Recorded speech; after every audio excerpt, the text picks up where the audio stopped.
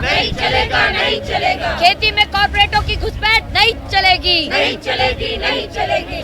हर कोई आज गुजरात की जनता इन किसानों के आंदोलन के साथ है। ये तीनों काला कानून क्या है, ये स्क्रैप करना।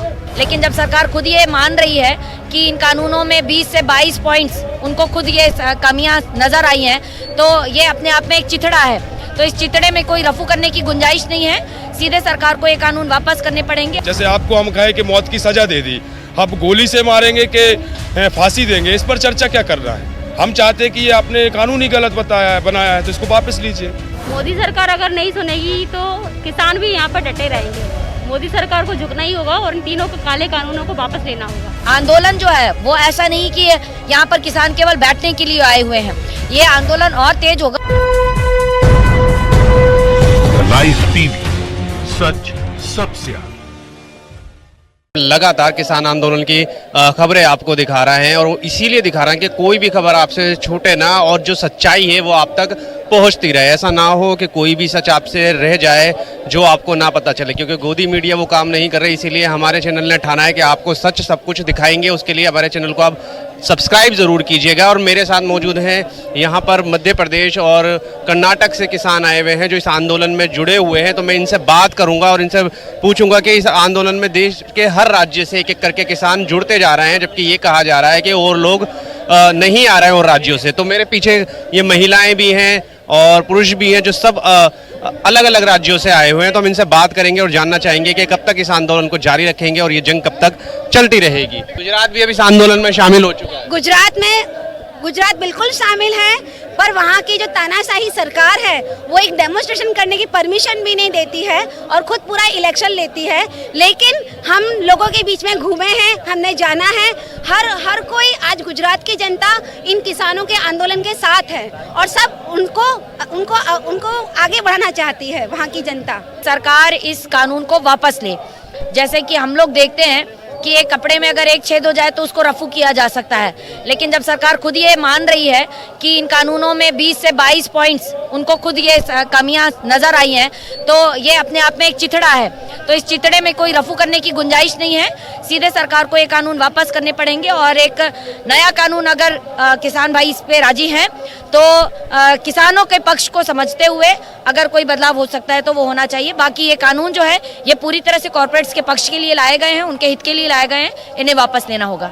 सरकार ने कहा है कि दोबारा बातचीत के लिए टाइम निकाला जाए, समय दिया जाए, तो आप लोग तैयार हैं दोबारा बातचीत के लिए?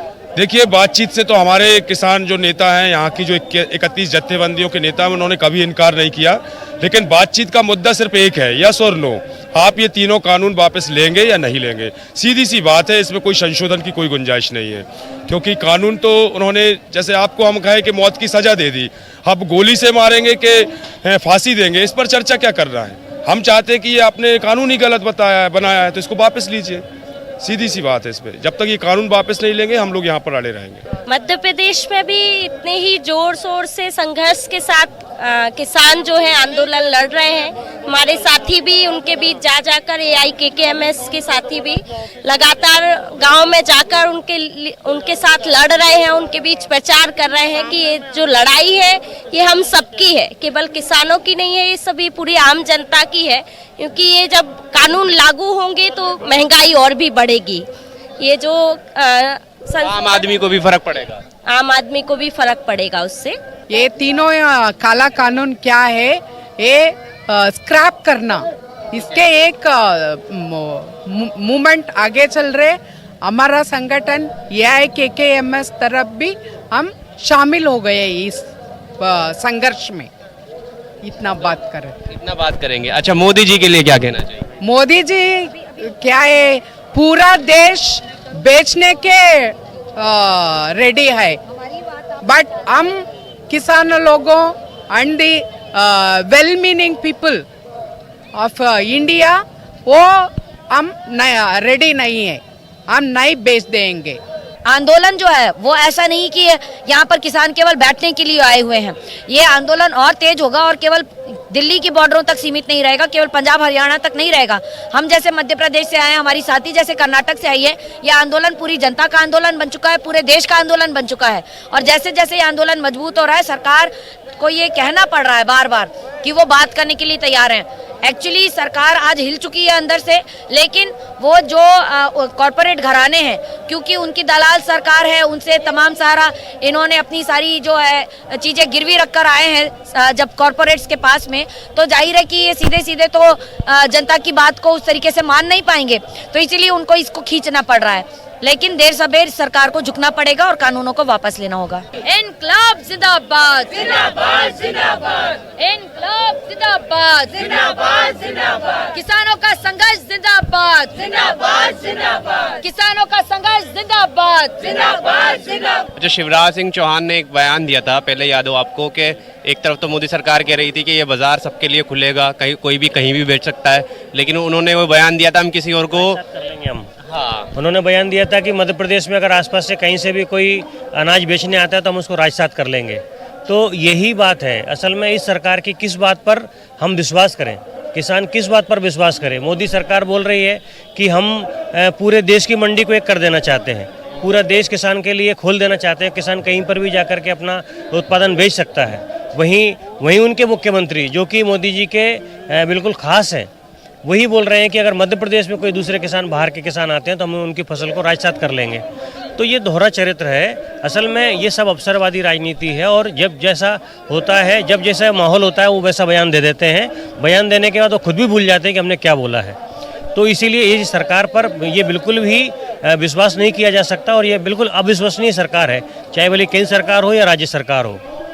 वापस अगर नहीं लेती सरकार और तो आंदोलन कब तक जारी रखेंगे आप? लग रहा है कि इस आंदोलन से हल निकल जाएगा? आप देख रहे हैं 25 दिन हो चुके हैं और किसानों ने खुला ऐलान किया है, 6 महीने का राशन वो लेकर आए हैं। आंदोलन लंबा चलता है तो साल भर भी बैठेंगे, लेकिन लड़ाई ये पीछे नहीं हटेगी। जितनी मजबूती से और जिस जमीन से ये किसान आए हुए हैं, हम जानते हैं शहीद आजम भगत सिंह की जमीन पंजाब से ये आए हुए हैं। तो साल भर आपने अगर खींच लिया तो सरकार तो यही चाहती है कि आप पढ़े ना, सरकार तो यही चाहती है आपके पास पैसा ना हो, कमाए ना, आप पीछे जाएंगे। एक साल अगर आपने आंदोलन लिया तो आपको कितनी प्रॉब्लम्स हो जाएगी, आपकी लाइफ का एक साल एक तरीके से खत्म हो जाएगा। तो इसमें तो सरकार एक तरीके से कामयाब हो जाएगी।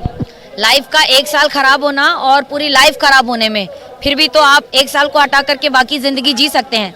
लेकिन ये जो कानून लागू किए जाएंगे, इन कानून के जरिए से ये जो कॉन्ट्रैक्ट फार्मिंग आ रही है, इससे तो किसान की केवल खेती नहीं जाएगी, उसका खेत भी चला जाएगा, तो उसकी जिंदगी कहाँ बची।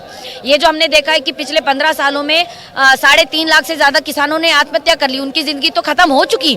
तो ये कानून अगर लागू होते हैं तो बात यहाँ पर 6 महीने या साल भर की नहीं है, बात यह है कि ये सिर्फ किसानों के नहीं, पूरे देश की जनता के खिलाफ में लाया गया कानून है। पूरे भारत के किसान एक हैं, एक हैं, एक हैं। पूरे भारत के किसान एक हैं, एक हैं, एक हैं। इनकलाब जिंदाबाद, जिंदाबाद, जिंदाबाद। मध्य प्रदेश में खुद भाजपा की सरकार है, तो क्या लग रहा है वहाँ के हालात क्या हैं किसानों को लेकर? क्या किसान वहाँ पर आंदोलन कर रहे हैं, या भाजपा ने, जो भाजपा का कहा जाता है कि तानाशाह सरकार है, या वह तानाशाही चल रही है? देखिए क्या है, किसान तो आंदोलन कर रहे हैं, किसान तो आंदोलनरत हैं, और वहाँ की आप जो बोल रहे हैं तानाशाही सरकार है, बिल्कुल सही बात है। वहाँ पर किसानों के ऊपर लाठीचार्ज भी हो रहा है।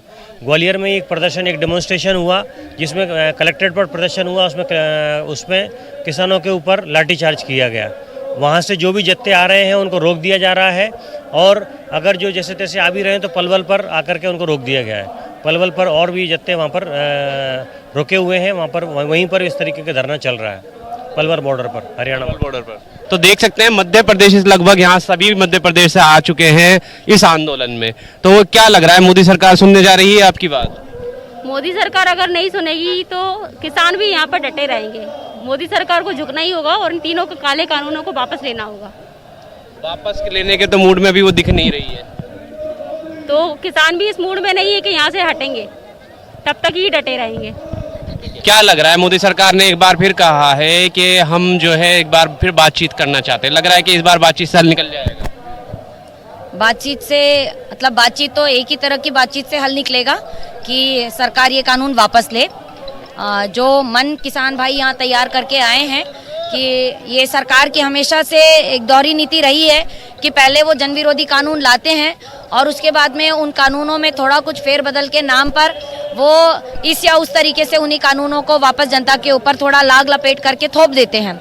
लेकिन ये एक बहुत ही बेहतरीन एक आंदोलन है। इस आंदोलन की जो एक दिशा है वो बहुत ही सही तरह से जा रही है कि किसान नेताओं ने, किसान भाइयों ने एक सीधा स्टैंड लिया है कि सरकार इस कानून को वापस ले। काले कानून रद्द करो, रद्द करो, रद्द करो। काले कानून बिना शर्त रद्द करो, रद्द करो, रद्द करो। किसानों का गैर समझौतावादी संघर्ष जिंदाबाद, जिंदाबाद, जिंदाबाद। यहाँ पर हमारा जत्था 28 तारीख को यहाँ सिंगू बॉर्डर पहुँच गया था और ऐसे 22 तारीख को इंदौर से एक जत्था शुरू हुआ था सुश्री मेधा पाटकर जी के नेतृत्व में।